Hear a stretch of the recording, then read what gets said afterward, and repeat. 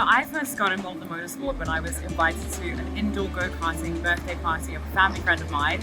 I was always very competitive, and it just took me being there on that day, on that circuit, to find out that I had a passion and love for motorsports.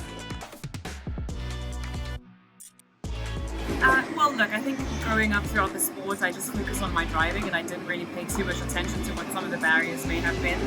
But now that I look at it from a different perspective, a little more mature, having grown up, and now I'm trying to help the sport tackle some of the issues that are faced by women in the sport. I realise that there's a lot of different levels of challenges for women in the sport. First of all, we have a talent pool of women that is much smaller than the men, so we don't have enough young women entering in motorsports. Secondly, we haven't had a woman in Formula One or at the top of the sport since 1976. So when parents look at the sports, they have this perception that it's just for men, and I think that also is followed by partners and sponsors. So over the years, we've struggled also financially to get the backing from sponsors.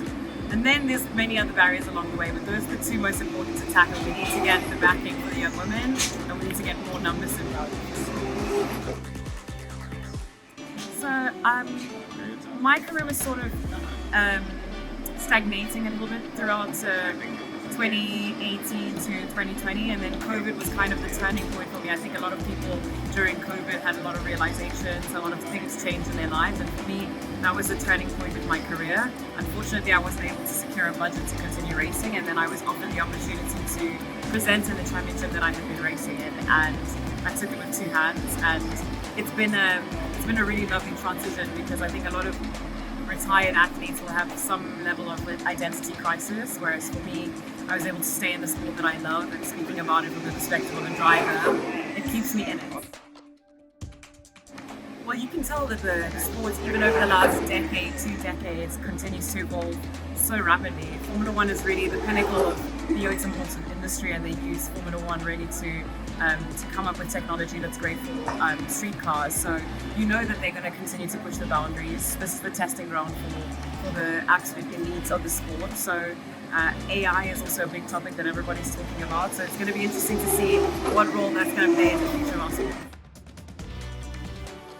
Well, I think because, as I said, this is really the pinnacle of motorsports, and it's also the hub where you've got the best engineers in the world, the best mechanics, and the whole team around every single one of these teams is the best level that you can get.